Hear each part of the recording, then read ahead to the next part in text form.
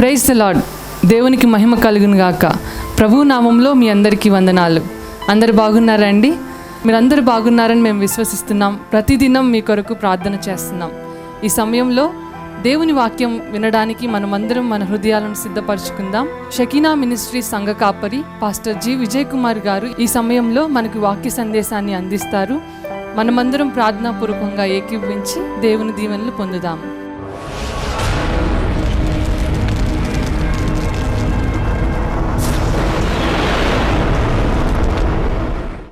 Mark సువార్త 15వ అధ్యాయం 42వ వచనం నుండి దేవుని వాక్యాన్ని చదువుకుందామండి. ఆ దినము సిద్ధపరచు దినం, అనగా విశ్రాంతి దినమునకు పూర్వదినం గనుక సాయంకాలమైనప్పుడు అరిమతయ్య యోసేపు తెగించి పిలాతునొద్దకు వెళ్ళి యేసు దేహము తనకిమ్మని అడిగాను. అతడు ఘనత వహించిన ఒక సభ్యుడై దేవుని రాజ్యము కొరకు ఎదురుచూచువాడు. పిలాతు ఆయన ఇంతలోనే చనిపోయినా అని ఆశ్చర్యపడి ఒక శతాధిపతిని తన యొద్దకు పిలిపించి ఆయన ఇంతలోనే చనిపోయినా అని అతన్ని అడిగాను. శతాధిపతి వలన సంగతి తెలుసుకొని యోసేపునకు ఆ శవము అప్పగించెను. అతడు నారబట్ట కొని ఆయనను దింపి ఆ బట్టతో చుట్టి బండలో తొలిపించిన సమాధి యందు ఆయనను పెట్టి ఆ సమాధి ద్వారమునకు రాయి పొర్లించెను. మగ్దలేనే మరియయు యోసే తల్లి అయిన మరియయు ఆయన ఉంచబడిన చోటు చూచిరి. దేవుడి వాక్య భాగం మన వినికిడిలో ఆశీర్వదించును గాక. ఆమేన్. చదవబడినటువంటి ఈ లేఖన భాగంలో యేసు ప్రభువారు సిలువలో మరణించిన తర్వాత ఆ దినము సిద్ధపరచు దినము, అనగా విశ్రాంతి దినమునకు పూర్వదినము. విశ్రాంతి దినము అంటే ఏ రోజు? విశ్రాంతి దినము అంటే శనివారం. పాత నిబంధనలో విశ్రాంతి దినము అంటే శనివారం. శనివారమునకు పూర్వదినము అంటే శనివారానికి ముందు దినం. క్రీస్తు పూర్వము, క్రీస్తు శకం. అంటే పూర్వం అంటే ముందున్నది, శకం అంటే తర్వాత ఉన్నది కదా. ఇక్కడ విశ్రాంతి దినానికి ముందు రోజు ఏ రోజు వచ్చింది అంటే శుక్రవారం. యేసు ప్రభు వారిని సిలువేసిన రోజు ఏ రోజు? ఫ్రైడే. ఆయన ఆ రోజు సిలువలో మరణించారు కనుక ఆ రోజున ఏమన్నారంటే దాన్ని good Friday. Every Friday is not good Friday, అవునా? ప్రతి శుక్రవారము గుడ్ ఫ్రైడే కాదు. ఏ రోజు గుడ్ ఫ్రైడే? యేసు ప్రభు వారు ఏ శుక్రవారం రోజున సిలువలో మరణించారో ఆ శుక్రవారమే శుభ శుక్రవారము.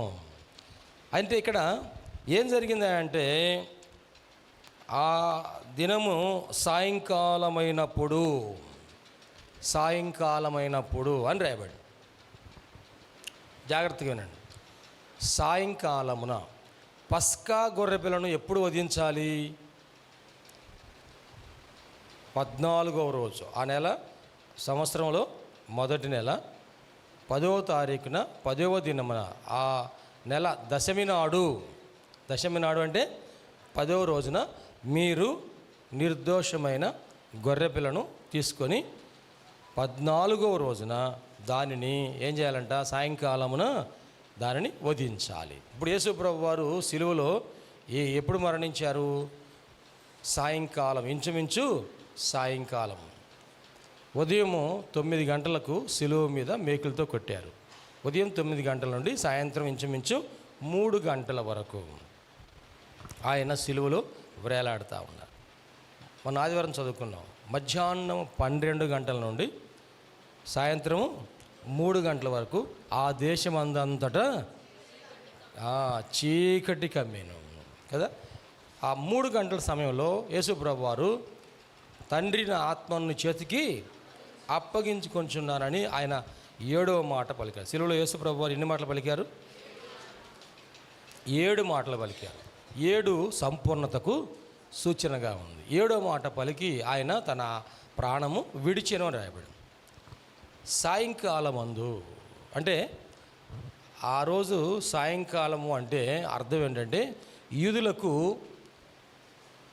రోజు ఎప్పుడు ప్రారంభమవుతుంది అంటే సూర్యాస్తమయమున ప్రారంభమై మరలా సూర్యాస్తమయం వరకు ఒక రోజు. ఇప్పుడు విశ్రాంతి దినానికి ముందు రోజు ఉంది, ఏది? శుక్రవారం. శుక్రవారం సాయంత్రము సూర్యాస్తమయం నుండి విశ్రాంతి దినము ప్రారంభమవుతుంది. అప్పుడు శుక్రవారము సూర్యాస్తమయం అయిపోగానే చీకటి పడగానే శనివారం ప్రారంభమైంది. వాళ్ళ లెక్క ప్రకారం శనివారం ప్రారంభమైంది. శనివారం అంటే విశ్రాంతి దినము, సబ్బాతు దినము. ఆ విశ్రాంతి దినమున ఈ శవములు కూడాను శిలువ మీద వేలాడకూడదు. ఎందుకంటే ఒకవేళ ఆ రోజున శిలువ మీద ఉన్న ఆ శవాలను కనుక దించాలంటే ముట్టుకున్న వారందరూ కూడా, శవమును ముట్టిన వారందరూ కూడాను ఏమవుతారు? అపవిత్రులు అవుతారు. శవమును ముట్టిన వారందరూ ఎలాగన ధర్మశాస్త్ర ప్రకారంగా వారు అపవిత్రులు అవుతారు. ఆ శవమును ఎవరు ముట్టుకోకూడదు. ఇప్పుడు ఆ శవములను ఏం చేయమంటున్నారంటే సూర్యాస్తమయము కాక మునిపే ఆయన చనిపోయినాడు కాబట్టి ఆ శవమును మాకు ఇచ్చేసినట్లయితే ఆ దేహమును మేము తీసుకెళ్ళి సమాధి చేసుకుంటాం అని ఎవరు అడిగారా అంటే, ఇదిగో అక్కడ ఒక అరిమతయ్య యోసేపు అనే ఆయన తెగించి పిలాతు వద్దకు వెళ్ళాను. ఆయన చనిపోయాడా చనిపోలేదా? అప్పటికి శతాధిపతి ఈ శిలువ శిక్ష అమలు చేసినటువంటి శతాధిపతిని పిలాతు గారు, గవర్నర్ గారు పిలిపించారు. ఆ సిలువ వేశారు కదా, సిలువ వేసిన వాళ్ళు యేసు అని ఆయన చనిపోయాడా బ్రతికున్నాడా? శతాధిపతి అన్నాడు, అయ్యా నేను బళ్ళెముతో డొక్కలో పొడిపించాను. ఆయన ఏం మాట్లాడలేదు, సిలువలో చనిపోయాడు. అప్పుడు చనిపోయాడా? ఉదయం 9 కదా సిలువ వేసింది. అంటే యేసు ప్రభు వారికి కుడివైపున ఒక దొంగను సిలువ వేశారు, ఎడమవైపున ఒక దొంగను సిలువ. మరి వారిద్దరు చనిపోయారా? చనిపోలా. వారిద్దరు చనిపోయారా? చనిపోలా. మరి వారిని కూడాను మేకులతో కొట్టారా? కొట్టలేదా? కొట్టారు. వారిని కూడాను మేకులతో కొట్టారు. మరి వారు ఎందుకు చనిపోలేదు? ఈయన ఎందుకు చనిపోయాడు? ఆలోచించాడు. ఆ ఇద్దరు దొంగలు చనిపోలేదు, ఈయన మాత్రం మధ్యలో ఉన్న ఆయన చనిపోయాడు. వారిని ఆ శిలువ మీద ఉంచాలా దించాలా? విశ్రాంతి దినం ప్రారంభమవుతుందిగా, దించేసేయాలి. అదే గనక శుక్రవారం కనుక శిలువ వేయకుండా సోమవారం వేసినడితే సోమవారం అలాగే ఉంచేవాడు, మంగళవారం అలాగే ఉంచేవారు, బుధవారం అలాగే ఉంచేవారు, శుక్రవారం సాయంత్రం దించేసేవారు. అప్పుడు దాకా ఉంటారా?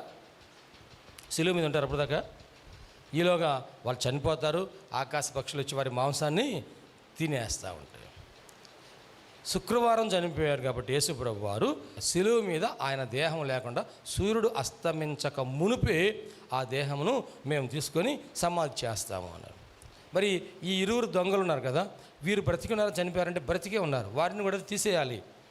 ఏం చేయాలి? వారు ఇంకా బ్రతికే ఉన్నారు కాబట్టి వారిని దించేసి వారి కాళ్ళు నరికేశారు. యోహాను సువార్త 19వ అధ్యాయంలో ఆ మాట రాయబడి చదవదు, కానీ ఆ ఇద్దరు దొంగలను దించేసి కాళ్ళు నరికేశారు. కాళ్ళు నరికేసినప్పుడు రక్తమంతా పోయింది కనుక ఆ ఇద్దరు చనిపోయారు. ఇప్పుడు ఆ శతాధిపతి వలన ఈ సమాచారం పిలాతు గారు విన్నారు. అయితే ఆ దేహాన్ని యేసు ప్రభు వారు చనిపోయిన తర్వాత శిలువ మీద ఉన్నటువంటి ఆ దేహాన్ని ఎవరు తీసుకెళ్ళాలి? ఏమండి? యేసు ప్రభు వారి తల్లి మరియ ఉందా లేదా అక్కడ? శిలువ చేసినప్పుడు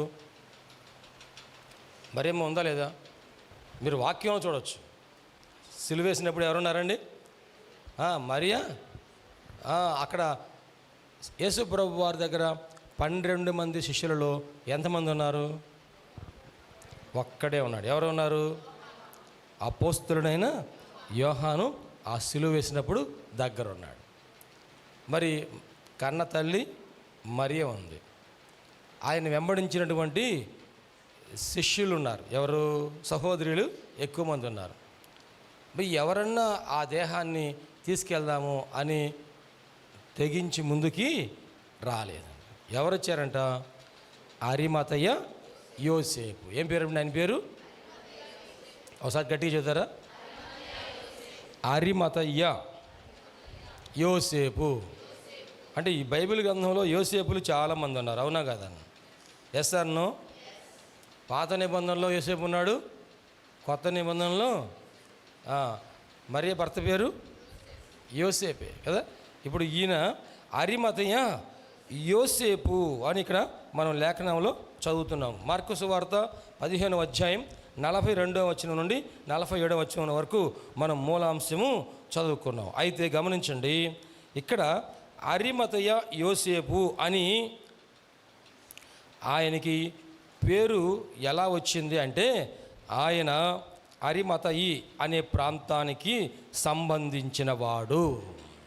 యోసేపులు చాలామంది ఉన్నారు, కానీ ఈయన అరిమతయ యోసేపు అన్నారు. ఎందుకోసం అంటే ఈయన అరిమతయి అను ప్రాంతానికి సంబంధించిన వాడు. పాత నిబంధనలో ఈ అరిమతయ ప్రాంతాన్ని ఏమని పిలిచేవారంటే రామా అని పిలిచేవారు. చూడండి, మొదటి సమూయేలు గ్రంథం 1వ అధ్యాయం 1వ వచనం. రామా లేకపోతే రామతయిస్మోఫీము అని పిలువబడిన ఆ స్థలము పాత నిబంధనలో ఇది పేర్కొనబడింది. యెరూషలేమునికి 20 కిలోమీటర్ల దూరంలో ఉన్నటువంటి ఈ స్థలం సమూయేలు ప్రవక్త యొక్క స్వగ్రామం అని చెప్పవచ్చు. చదువుతారా? మొదటి సమూయేలు గ్రంథం 1వ అధ్యాయం 1వ వచనం. ఎఫ్రాయిము మన్యమందు రామతయి సోఫీము పట్టణపు వాడు ఒకడుండెను. చాలు, ఏ పట్టణం అంటే అది పాత నిబంధనలో అలా పేర్కొనబడింది. సమూయేలు ప్రవక్త జన్మించినటువంటి స్థలము ఈ స్థలము. అక్కడ నుండి అంటే యెరూషలేం పట్టణానికి 20 కిలోమీటర్ల దూరంలో ఉన్నటువంటి ఈ స్థలములో, ఈ ప్రాంతంలో జన్మించిన వాడు అరిమతయ్య యోసేపు. కొత్త నిబంధనలు ఆ ప్రాంతాన్ని ఏమన్నారు? అరిమతయ్య అన్నారు. ఆ యోసేపు ఆ ప్రాంతానికి సంబంధించిన వాడు కనుక ఆయనకి అరిమతయ్య యోసేపు అని పేరు వచ్చింది. మరియా, మగ్దలేనే మరియా, ఆ మగ్దాల అనే ప్రాంతానికి సంబంధించిన ఆమె కనుక మగ్దలేనే మరియా. ఇస్కరియోతు కరియోతు ప్రాంతానికి సంబంధించిన వాడు కనుక అతన్ని ఇస్కరియోతు యోధా అన్నారు. ఇక్కడ ఈయన అరిమతయ ప్రాంతానికి సంబంధించిన వాడు కనుక ఇతను ఏమన్నారంటే ఇతను అరిమతయ యోసేపు అని పేర్కొనటం జరిగింది. లూకాసు వార్త 23వ అధ్యాయం 50వ వచనం చూడండి. అరిమతయ అను యూదుల పట్టణపు సభ్యుడైన యోసేపు అను ఒకడుండెను. యోసేపు అను ఒకడుండెను. అతడు సజ్జనుడును నీతిమంతుడనై ఉండి వారి ఆలోచనకును వారు చేసిన పనికిని సమ్మతింపక దేవుని రాజ్యము కొరకు కనిపెట్టుచుండినవాడు. దేవునికి మహిమ కలుగును గాక. హల్లెలూయా. ఇతను ఎవరంటండి? అరిమతయ్య అను యూదుల పట్టణపు సభ్యుడైన యోసేపు అను ఒకడు ఉండెను. యేసు ప్రభు వారి యొక్క దేహమును తీసుకురావడానికి ఎవరు ముందుకు రాని సమయంలో తెగించి ముందుకు వెళ్ళాడంట. ఇతని గురించి ఏమని రాయబడిందంటే, ఈ అరిమతయ్య పట్టణ సంబంధించిన సభ్యుడు, ఇతడు యూదుల మత పెద్దలలో ఒక ప్రాముఖ్యమైన వ్యక్తి. యూదుల మత సంబంధమైన ఒక సభ ఉంది.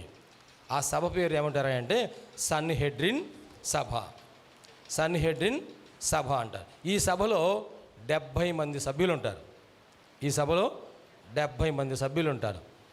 70 మందిలో ఒక అంశం గురించి ఏదైనా సరే తీర్మానం చేయాలంటే ఈ 70 మందిలో మెజారిటీ సభ్యులు ఏ తీర్మానాన్ని ఆమోదిస్తారో. ఇప్పుడు మనకి గుంటూరు పట్టణంలో మున్సిపల్ కార్పొరేషన్లో కౌన్సిల్ ఉంటుంది. తర్వాత మన రాష్ట్రానికైతే అసెంబ్లీ ఉంటుంది, మన దేశానికైతే పార్లమెంట్ ఉంటుంది. దీనిలో మెజారిటీ పీపుల్ ఆమోదించిన దాన్ని అంగీకరిస్తారు కదా, చట్టం చేస్తారు, తీర్మానం చేస్తారు, ఏదైనా చేస్తారు. ఈ 70 మందిలో ఒక తీర్మానం పెట్టినప్పుడు ఎక్కువ మంది ఏది ఆమోదిస్తే దాన్నే తీర్మానం చేస్తారు. ఒకవేళ పాస్టర్ గారు 70 మంది అంటున్నారు కదా, 70లో సగం ఎంత? 35 మంది ఎస్ అని 35 మంది నో అని అన్నారనుకోండి,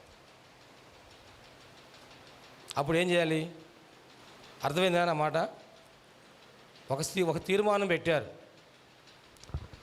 ఏదో ఒక తీర్మానం పెట్టారు, ఈ సిమెంట్ రోడ్ని పగలగొట్టాలి, ఒక తీర్మానం పెట్టారు. 35 మంది ఏమన్నారు? ఎస్ పగలగొట్టాలి అన్నారు. 35 మంది ఏమన్నారు? నో పగలగొట్టకూడదు అన్నారు. మరి ఇప్పుడు దీన్ని తీర్మానం అవునా కాదా? తీర్మానం ఆమోదించారా లేదా? Yes or no? ఆమోదించారా ఆమోదించలేదా? 35 మంది ఆమోదించారు, 35 మంది ఆమోదించలే. మరి ఇది పాస్ అయిందా పాస్ కాలేదు? బిల్లు పాస్ అయిందా అనొచ్చా? అవలేదనొచ్చా? అందుకని ఏం చేశారంట, 70 మంది ఏమో సభ్యులు ఉంటారు, అక్కడ ఉన్న ప్రధాన యాజకుడు వీళ్ళందరి మీద నాయకుడిగా ఉంటాడు. ఆయన ఈ తీర్మానమును చూసిన తర్వాత, విన్న తర్వాత ఆయన ఏది ఆమోదిస్తే అది ఆమోదం అయ్యిద్ది. దేవునికి స్తోత్రం చేద్దామా? ఈ సభలో 70 మంది ఉంటే యేసు ప్రభు వారిని తీర్పు తీర్చడానికి ఆయనను రాత్రి వేళనే బంధించినప్పుడు ఈ సభను సమావేశపరిచారు. జాగ్రత్తగా వినండి. యేసు ప్రభు వారిని ఎక్కడ బంధించారు? యేసు ప్రభు వారిని బంధించారా బంధించలేదా? బంధించలేదా? ఎవరు అప్పగించారు? ఇస్కరియోతు యూదా. మీకు బాగా ఎందుకు గుర్తున్నాడు? నాకు అర్థం కాలేదు. యేసు ప్రభు వారిని బంధించారంటే గుర్తులేదు, కానీ ఇస్కరియోతు యూదా అప్పగించడానికి ఎందుకు బాగా గుర్తున్నాడు? మీ ఫ్రెండా? ఎక్కడ బంధించారు? గెత్సెమనే తోటలో ఆయన ప్రార్థన చేస్తున్నప్పుడు బంధించారు కదా. ఎప్పుడు బంధించారు? రాత్రి వేళ బంధించారు. రాత్రి వేళ ఆ సభకి, సన్హెడ్రిన్ సభకి ఉన్న నియమాలలో ఒక నియమం ఏంటంటే, ఈ సభ పగటి పూట మాత్రమే సమావేశం కావాలి, రాత్రిపూట సమావేశము కాకూడదు. ఇది యూదుల ధర్మశాస్త్ర ప్రకారంగా ఉన్నటువంటి ఒక శాసనం. ఆ సభ నియమావళిలో ఉన్న ఒక ప్రాముఖ్యమైన అంశం. కానీ యేసు ప్రభు వారు దొరికాడనంగానే, బంధించారనగానే సభలో ఉన్న వారందరూ రావాలి అని చెప్పేసి 70 మంది బంట్రోతులు పంపించి, ఇళ్ళకి పంపించి వారి కబురు చేసి అర్జెంటుగా ప్రధాన యాజకులు మిమ్మల్ని సన్హెడ్రిన్ సభ తీర్చారు, మీరు వచ్చి సభలో పాల్గొనాలి అని చెప్పేసి పిలిపించారంట. పిలిపిస్తే అక్కడ ఒక తీర్మానం పెట్టారు. ఏంటంటే, ఈ యూదుల రాజు అని పిలువబడుతున్న ఈ నజరేయుడైన యేసుని, దేవుని కుమారుడిని చెప్పుకుంటున్నటువంటి ఈయన్ని మనము సంహరించాలి. ఒక తీర్మానం పెట్టారు, చంపివేయాలి ఈయన్ని తీర్మానం పెట్టారు. పెడితేనంట ఈ సభలో ఉన్నటువంటి ఈ అరిమతియ యోసేపు దానికి అంగీకరించలేదు. దేవునికి మహిమ కలుగనుగాక. ఆయన సజ్జనుడై ఉండి, ఎటువంటి మనుషుడు అంటండి? ఆయన సజ్జనుడు, దుర్జనుడు కాదు. ఎవరంటండి ఆయన సజ్జనుడై ఉండి. అక్కడ ఏం రాయబడిందండి? లూకాసు వార్త 23వ అధ్యాయము 50వ వచనములో, అరిమతియ అను యూదుల పట్టణపు సభ్యుడైన యోసేపు అని ఒకడుండెను. అతడు సజ్జనుడును నీతిమంతుడినయ్యుండి వారి ఆలోచనకును వారు చేసిన పనికిని సమ్మతింపక దేవుని రాజ్యం కొరకు కనిపెట్టుచుండినవాడు. దేవునికి స్తోత్రం చేద్దామండి. హల్లెలూయా. అతను సజ్జనుడు, నీతిమంతుడై ఉన్నాడు, వారి ఆలోచనకు వారు చేసిన పనికి సమ్మతింపలేదు. మనము సజ్జనులముగా ఉండాలి, నీతిమంతులముగా ఉండాలని ఆయన జీవితం మనకు సాక్ష్యం చెబుతుంది. వారి ఆలోచనకైనా వారు చేసిన పనికైనా ఆయన సమ్మతింపలేదు. దుష్టుల ఆలోచన చొప్పున, 1 కీర్తన 1వ వచనంలో, దుష్టుల ఆలోచన చొప్పున నడవక, పాపుల మార్గమున నిలవక, అపహాసకుల కూర్చుండు చోటను కూర్చుండవద్దు. చూడండి, మనం సమ్మతింపకూడదు, వారి ఆలోచనకు సమ్మతింపకూడదు, వారి పనులకు సమ్మతింపకూడదు, వారు చేస్తున్న చెడు పనులను మనం ఖండించాలి. ఇతను సజ్జనుడై ఉండి, నీతిమంతుడై ఉండి వారు చేస్తున్న చెడు ఆలోచనకు అంగీకరించలేదు, సమ్మతించలేదంట. ప్రేమేం దేవుని బిడ్డలారా, మనం చేసే కార్యాలు సత్కార్యాలుగా ఉండాలి, దేవునికి ఇష్టమైన కార్యాలుగా ఉండాలి. సమాజానికి క్షేమాభివృద్ధిని కలిగించే, సంఘానికి క్షేమాభివృద్ధి కలిగించేది, నీ పొరుగు వారికి క్షేమాభివృద్ధి కలిగించే, మేలు చేసేది మనం చేసే కార్యాలు. మన ఆలోచన ఎవరికైనా చెప్పినా సరే, ఎవరి ఆలోచన మనం విన్నా సరే, ఆ ఆలోచనలు దేవుని దృష్టికి వాక్యానుసారంగా ఉన్నాయా లేవా అని మనం వాక్యం చదివితే, వాక్యం వింటే ఆ ఆలోచన దేవుని చిత్తానికి అనుసారంగా ఉందా లేదా మనకు అర్థమయ్యేది. అది దేవుని వాక్యానుసారంగా ఉంటే మనం పాటించవచ్చు. వాక్యానికి వ్యతిరేకంగా ఉంటే మనకి దాన్ని అంగీకరించుకోవాలి. ప్రేమైన దేవుని బిడ్డలారా, ఇక్కడ ఆయన సజ్జనుడు నీతిమంతుడు అని లేఖన భాగం తెలియజేస్తుంది. ఇంకా ఆయన ఏం చేస్తున్నాడంటే దేవుని రాజ్యం కొరకు కనిపెట్టుచుండినవాడు. అతడు పిలాతు వద్దకు వెళ్ళి యేసు దేహము తనకిమ్మని అడుగుకొని దానిని క్రిందికి దించి సన్నపు నారబట్టతో చుట్టి తొలిచిన రాతి సమాధిలో ఉంచెను. అందులో ఎవడను అంతకు మునిపెప్పుడును ఉంచబడలేదు. ఆ దినము సిద్ధపరచు దినము విశ్రాంతి దినారంభము కావచ్చెను. అప్పుడు గలిలయ నుండి ఆయనతో కూడా వచ్చిన స్త్రీలు వెంట వెళ్ళి ఆ సమాధిని ఆయన దేహము ఎలా ఉంచబడినో చూచి తిరిగి వెళ్ళి సుగంధ ద్రవ్యములను పరిమళ తైలములను సిద్ధపరిచి ఆజ్ఞ చొప్పున విశ్రాంతి దినమున తీరికగా ఉండిరి. ఇక్కడ విశ్రాంతి దినారంభము కావచ్చెను అని రాయబడింది. అంటే విశ్రాంతి దినారంభము ఎప్పుడు కావచ్చింది అంట? శుక్రవారము సాయంత్రము సూర్యాస్తమయ సమయానికి కావచ్చింది. కాబట్టి ఆయన వెళ్ళి ఆ యేసు దేహమును నాకిమ్మని చెప్పేసి ఆయన అడుగుకొని, ఏమని రాయబడిందండి అక్కడ? అడుక్కున్నాడంట. ఏమడుక్కున్నాడు ఆయన? ఏమడుక్కున్నాడు ఆయన? యేసయ్య దేహాన్ని నాకు ఇవ్వమని అడుక్కున్నాడంట. ఇందా మనం చదివిన సందర్భంలో యేసు దేహము కొరకంట ఆయన తెగించి వెళ్ళాను అని రాయబడి. ఇదిగో ఆయన సజ్జనుడై ఉన్నాను, ఆయన నీతిమంతుడై ఉన్నాడు, ఆయన దేవుని రాజ్యం కొరకు కనిపెట్టుచుండిన వాడుగా ఉన్నాడు. ఈ అరిమతయ యోసేపులో మంచి లక్షణాలు మనం నేర్చుకుందాం.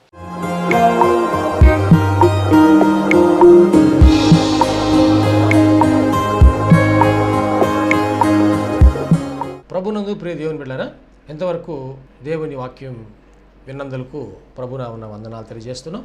మనం అందరం ప్రార్థనలో ఏకీపిద్దాం. తలలు వంచి కనులు మూసుకొని ప్రార్థనలో ఏకీపిద్దామండి. ప్రార్థించుకుందాం.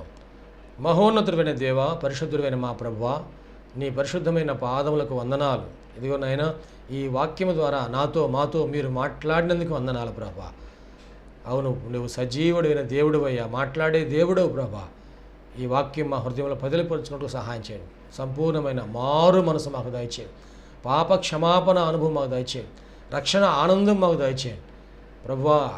ఈ అనారోగ్యములు, బలహీనతలు, సమస్యలు, శోధనలు, సైతాను ఆటంకాలు అన్నీ కూడా యేసుక్రీస్తు నామములో తొలగించండి నాయన. పరిశుద్ధాత్మ దేవ, మీ కార్యం జరిగించండి అయ్యా. మీరు మాకు తోడుగా ఉండి దీవించండి. మమ్మల్ని, మా కుటుంబం జ్ఞాపకం చేసుకోండి. మా బిడ్డలు మీరు ఆశీర్వదించండి ప్రభువా. మా కుటుంబంలో రక్షణ ఆనందం సంపూర్ణంగా దయచేయండి. ఎటువంటి అవసరాలని మీకు తెలుసునైనా ప్రతి అవసరతలో కూడా మాకు సహాయం దయచేయండి. అన్ని విషయాలు కూడా మీరు దీవించండి. ఈ టీవీ ప్రోగ్రాం చూసిన ప్రతి ఒక్కరిని పేరు వరుసన మీరు దీవించి రక్షించి మీరు అక్కడ కొరకు సిద్ధపరచండి. మంచి భవిష్యత్తును వారికి దయచేసి మీ కృపలో మీరు వర్ధలు చేయమని నీకే సమర్పణ చేసుకుంటూ యేసయ్య పరిశుద్ధ నామములో స్తుతించి ప్రార్థించి వేడుకుంటున్నాము తండ్రి.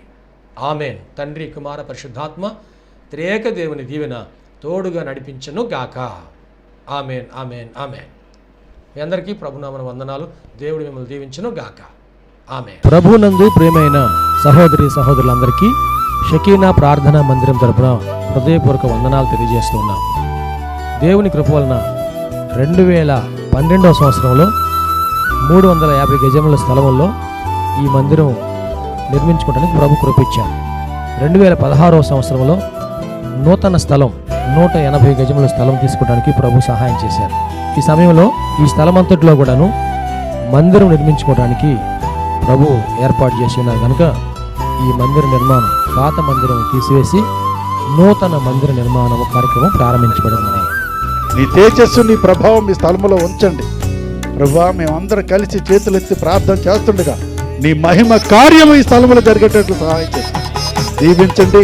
షకీనా ప్రభువా సహవాసాన్ని మీరు ఆశీర్వదించి నీ కృప చూపించి మహిమకరంగా ఈ కార్యం జరిగించి దీవించము. యేసు క్రీస్తు పరిశుద్ధ నామములో అడిగి వేడుకొనుచున్నాం తండ్రి. ఆమేన్, ఆమేన్. హల్లెలూయా, హల్లెలూయా, హల్లెలూయా.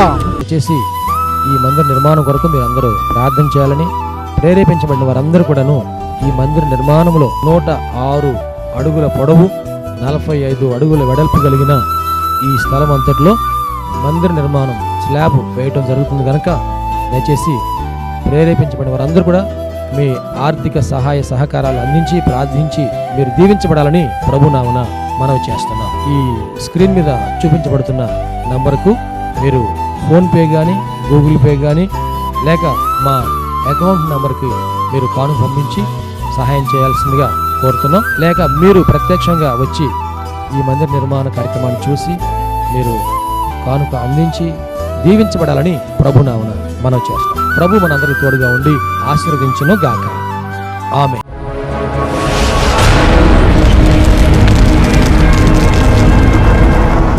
ప్రభునందు ప్రియమైన సహోదరి సహోదరులారా, షకీనా ప్రార్థనా మందిరము దేవుని కృప వలన 2012వ సంవత్సరము మే నెల 1వ తారీఖున ప్రతిష్ఠ చేయబడి దేవుని పరిచర్లో అనేక మందికి దీవెనకరంగా ఉండడానికి ప్రభు కృప ఇచ్చున్నారు. దేవుడు ఆ మందిరము నిండిపోనట్లుగా అనేక మందిని ప్రభు నడిపించున్నారు. మందిరము సరిపోకపోవడం వలన మందిరం ప్రక్కనే ఉన్న ఖాళీ స్థలము కొనడం జరిగింది. 180 గజాల ఈ స్థలము తీసుకోవడానికి ప్రభు కృప అనుగ్రహించి ఆశీర్వదించారు. ఈ స్థలము భారీ వ్యయంతో కూడుకుంది కనుక ఈ స్థలమునకు కావాల్సినటువంటి మరి అవసరతలు చాలా ఉన్నాయి. దయచేసి ప్రభు మీ హృదయంలో ప్రేరేపించిన ప్రకారముగా మీరు మీ కానుకలు అర్పణలు మీ ఆర్థిక సహాయ సహకారాలు అందించి ఈ పరిచర్లో మీరు పాలుపంపులు కలిగి దేవుని యొక్క దీవెన పొందవలసిందిగా ప్రభునామన మనవి చేస్తూ ఉన్నాం. మీ కానుకలు మీ అర్పణలు మా యొక్క బ్యాంక్ అకౌంట్ నెంబర్కు పంపించాలనుకున్నవారు బ్యాంక్ అకౌంట్ నెంబర్ పంపించండి. వ్యక్తిగతంగా మమ్మల్ని కలిసి మీరు ఇవ్వాలనుకున్నవారు వ్యక్తిగతంగా కలిసి మీరు ఇచ్చి దీవెనలు పొందాలని ప్రభునామన మనవి చేస్తూ ఉన్నాం. ఈ దేవుని కార్యంలో మీరు పాలుపంపులు కలిగి ఉండడానికి ఇష్టపడుతున్నందుకు ప్రభునామన వందనాలు తెలియజేస్తూ దేవుడు మిమ్మల్ని అందరినీ ఆశీర్వదించును గాక. అందరికీ వందనాలండి.